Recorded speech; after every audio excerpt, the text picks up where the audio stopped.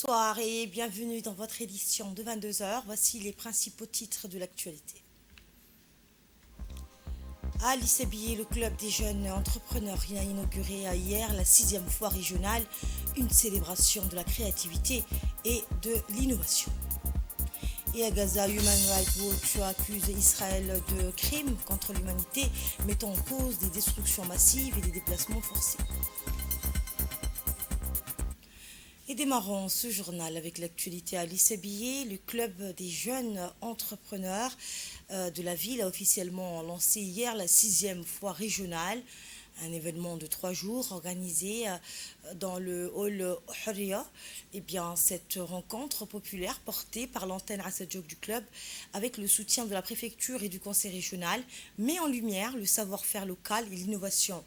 Artisans et jeunes entrepreneurs venus du chef-lieu comme des localités rurales, ont présenté une diversité d'œuvres allant des objets d'artisanat aux créations modernes. L'événement a rassemblé un large public, tous venus découvrir ces talents prometteurs. La cérémonie d'ouverture a été marquée par la présence de personnalités comme Mme Safia Mohamed Ali, secrétaire d'État chargée des investissements, M. Hassan Mohamed Kamel, secrétaire d'État chargé des sports, Abdelmalik Mohamed Benouita, préfet de la ville, était également présent, Chelmaki Hassan Allah, le président du conseil régional, plusieurs députés et le représentant du HR à Djibouti, Philippe Kissan Hassan Krepi. Les discours inauguraux ont été suivis d'une visite des stands. Les invités d'honneur ont salué le travail des exposants, échangé avec eux et acheté des produits, renforçant ainsi l'enthousiasme des participants. Cet événement, véritable vitrine de la vitalité de la jeunesse d'Ali Sabié, contribue à renforcer la fierté communautaire.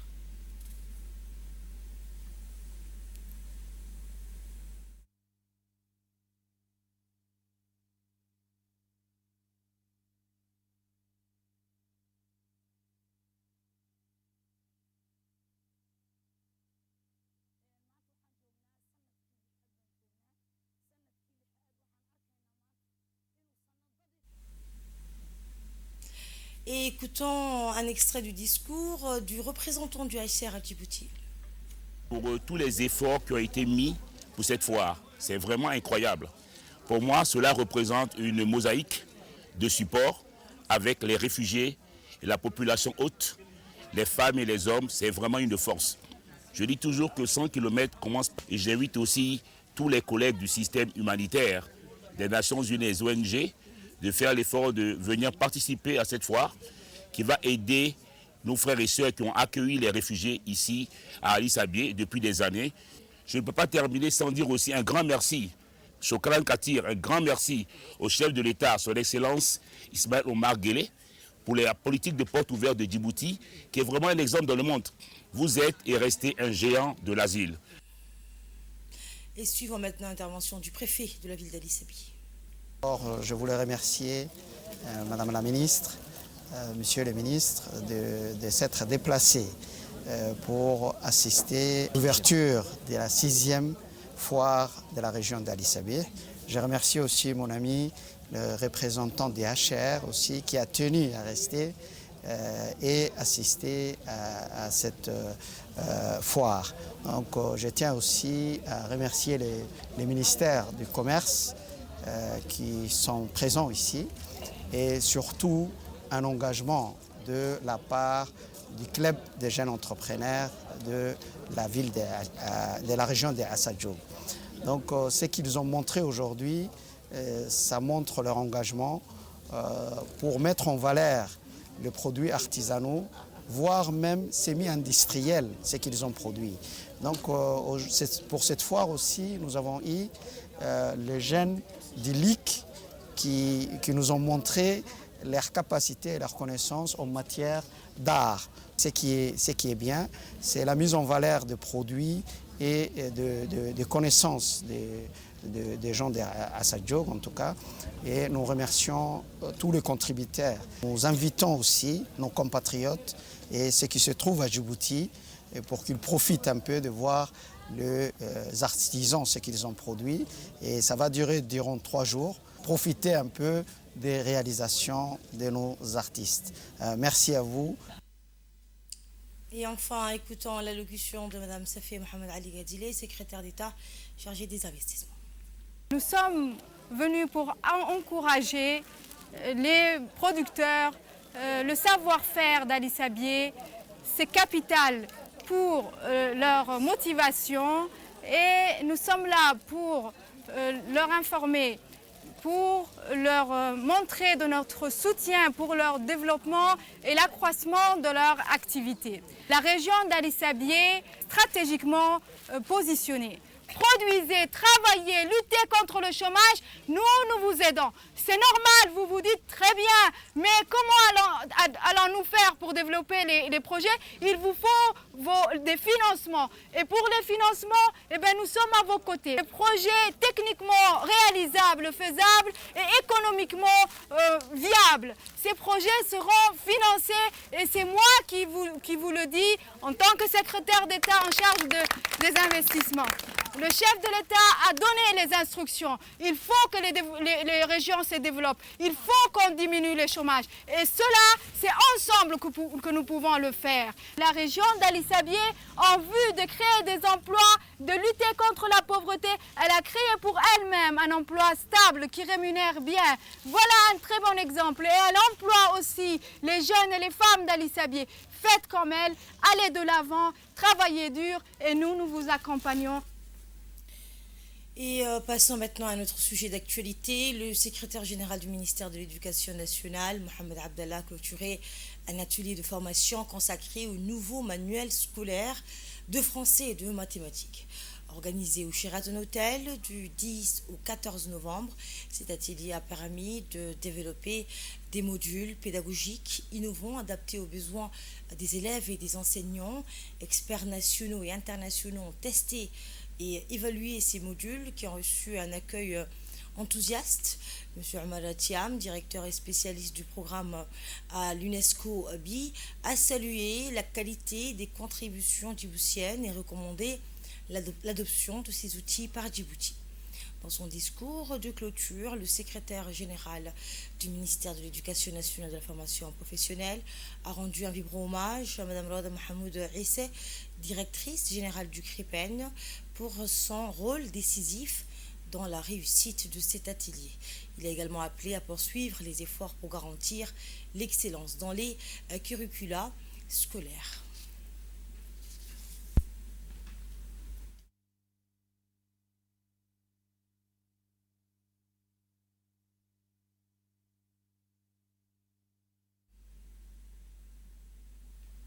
Et M. Amathiam, donc directeur et spécialiste du programme UNESCO BI, a rendu hommage à l'engagement politique du MENFOP dans l'innovation pédagogique qui est une priorité stratégique. On l'écoute.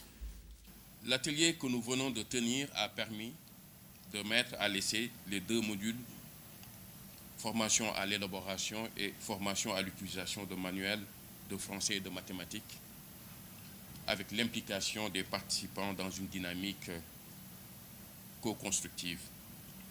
L'objectif était de les adapter aux réalités de la République de Djibouti et aux besoins des enseignants et des élèves dans une perspective d'innovation pédagogique et d'amélioration continue de l'enseignement du français et des mathématiques au primaire et au secondaire. Et enfin, une autre proposition qui est ressortie de notre discussion et qui a été évoquée en début de semaine avec le ministre, c'est l'intégration progressive de l'histoire générale de l'Afrique dans les curricula. Et là, nous avons une formidable opportunité avec la révision des programmes du secondaire. Ce point également, je l'aborderai, Inch'Allah, dès la semaine prochaine avec le directeur du BIE pour qu'on puisse remettre cela sur la table et accélérer donc le processus. Sur ce, je voudrais conclure en remerciant non seulement le ministère de l'Éducation et de la Formation professionnelle pour la bonne collaboration avec toute la famille de l'UNESCO et également pour son appui de tout le temps. Le secrétaire général du ministère de l'Éducation nationale a, dans son intervention, rappelé l'expérience avérée de la République de Djibouti en édition scolaire, tout en appelant à toujours s'améliorer et à progresser. Nous l'écoutons. Conception des manuels, ce n'est pas une nouveauté pour Djibouti. C'est une expérience qui date de 30 ans les années 90, on a commencé à mettre en place les CRIPED et on a commencé à produire les premiers manuels, les Cabri et les Chacals. Mais ensuite, à partir des années 2000, donc on a vraiment mis en place une réelle politique de conception, d'édition et de production des manuels scolaires avec un programme totalement national et une production totalement nationale, ce qui fait de Djibouti peut-être une exception parce que nous produisons nos propres manuels de la classe de préscolaire jusqu'au terminal avec nos propres copyrights et donc avec nos droits d'auteur. Ce qui fait peut-être, je ne sais pas si c'est une exception, mais en tout cas, un des rares pays francophones à disposer de ces droits-là. Et je crois à ce niveau-là, nous sommes peut-être aussi un exemple. Parce que, dès le départ, il y a eu une volonté politique de doter les pays des outils d'enseignement adaptés au contexte national, à la culture de notre pays, mais aussi aux besoins d'évolution de notre société. Mais cette expérience s'accumule au fil des années, donc au bout de 20 ans maintenant, ou 24 ans même, nous avons une expérience très avérée.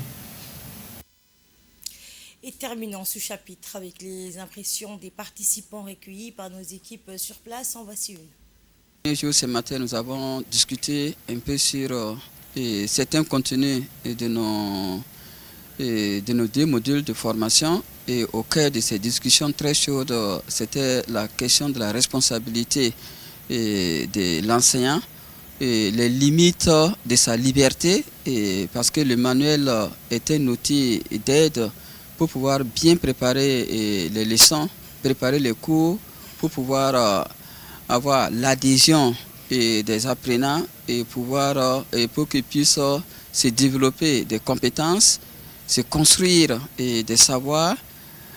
Et pour cela, l'enseignant peut utiliser le manuel, mais aller aussi au-delà du manuel pour compléter quand il s'agit de thèmes très innovants. Se passe l'atelier, nous sommes très satisfaits. Il y a eu des apports très importants, très pertinents de nos collègues sur certaines parties, notamment par exemple sur le guide. Nous parlons de la définition du manuel, du guide pédagogique ou d'autres notions qu'on a demandé de revoir, de synthétiser et aller directement au contenu des modules. Nous avons très bien noté. Ce sont des apports comme ça que nous sommes venus chercher à Djibouti. Et dans l'actualité sécuritaire à présent, le colonel Zakaria Hassan Aden, chef d'état-major de la gendarmerie nationale, a présidé hier une cérémonie de remise de certificats aux membres du groupe d'intervention de la gendarmerie nationale GIGN. Ces gendarmes ont achevé une formation spécialisée portant sur la protection des personnalités en zone hostile, dispensée en partenariat avec leur homologue du GIGN français. Au cours de la cérémonie, les stagiaires ont effectué une démonstration en conditions réelles, illustrant les techniques et savoir-faire acquis durant leur formation. Eh bien, des scénarios complexes ont été mis en œuvre, reflétant des situations auxquelles ils pourraient être confrontés sur le terrain. Cette initiative s'inscrit dans le cadre d'une coopération solide et pérenne entre les gendarmeries françaises et djiboutiennes. L'objectif est de renforcer les capacités opérationnelles des forces locales en les dotant des outils nécessaires pour relever les défis sécuritaires de plus en plus complexes. Ce programme témoigne également de l'importance accordée à l'échange d'expertise entre les 2 pays, consolidant ainsi leur collaboration dans le domaine de la sécurité. Et en remettant les certificats, le colonel Zakaria Hassan Aden a félicité les stagiaires pour leur engagement et leur professionnalisme, tout en soulignant l'impact positif de cette formation sur la sécurité nationale et régionale. Une étape supplémentaire vers une gendarmerie djiboutienne toujours plus performante et autonome.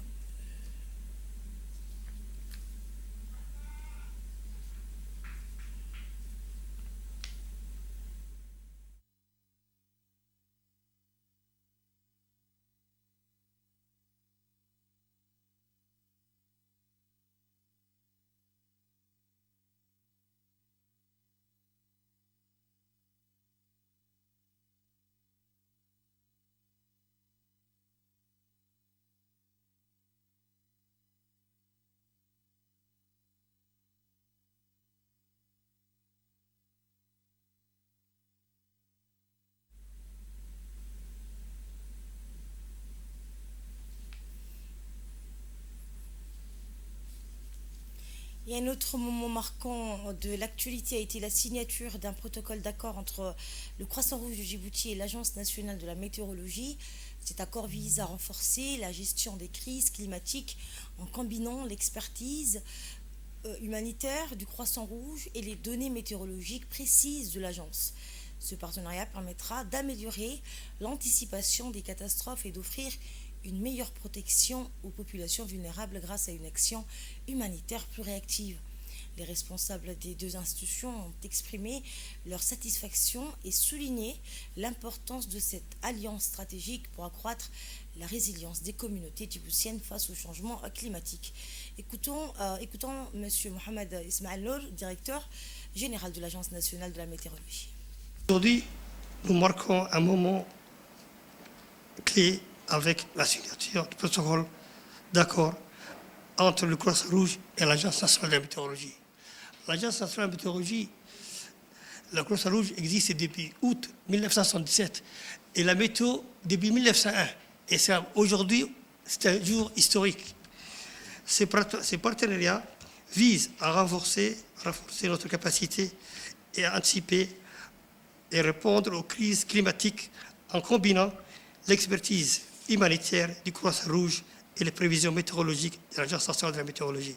Grâce à cette collaboration, nous pourrons mieux protéger les populations vulnérables en fournissant des informations à temps réel et ajustant nos actions d'urgence avec plus de précision.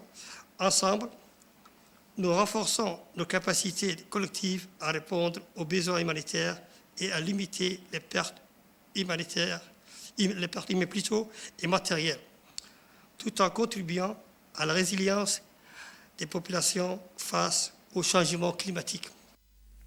Et voici maintenant l'intervention de M. Abdi Farah, président du Croissant-Rouge de Djibouti.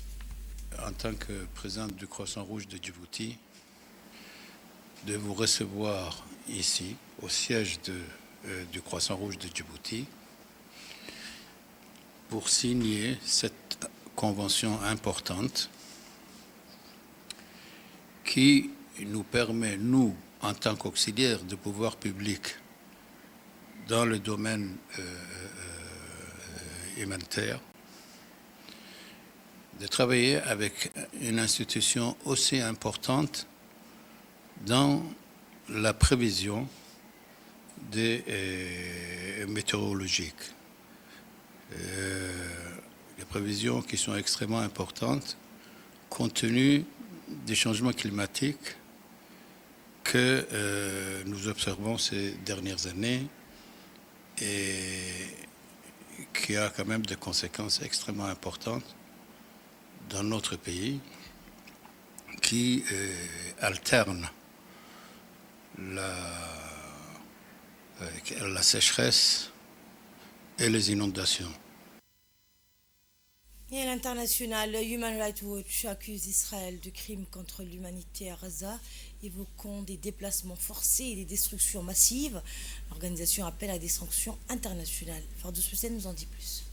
Elle a commis des crimes contre l'humanité à Gaza dans un nouveau rapport de 154 pages publié jeudi par l'ONG Human Rights Watch, qui estime qu'Israël a commis des crimes contre l'humanité à Gaza et que les autorités israéliennes sont responsables de déplacements forcés massifs et de destruction généralisée. De fait, Human Rights Watch considère que la communauté internationale devrait imposer des sanctions ciblées et d'autres mesures et mettre un terme aux ventes d'armes à Israël et que le procureur de la Cour pénale internationale, la CPI, devrait enquêter sur les déplacements forcés causés par Israël et la violation du droit au retour des personnes déplacées en tant que crime contre l'humanité. Pour aboutir à ces conclusions, Human Rights Watch a mené des entretiens avec pas moins de 39 Palestiniens déplacés, analysé le système d'évacuation mis en place par Israël, notamment en examinant 184 ordres d'évacuation et examiné des images satellites qui confirment la destruction généralisée et vérifié des vidéos et des photographies d'attaques contre des zones de sécurité et des voies d'évacuation désignées comme telles. Depuis, plus de 43 500 personnes ont été tuées, principalement des femmes et des enfants, et plus de 100 000 autres ont été blessés. C'est selon les autorités sanitaires palestiniennes. Israël est accusé de perpétrer un génocide en Palestine devant la Cour internationale de justice. Et c'est ainsi que s'achève cette édition. Merci de votre fidélité et très belle soirée sur Télé Djibouti.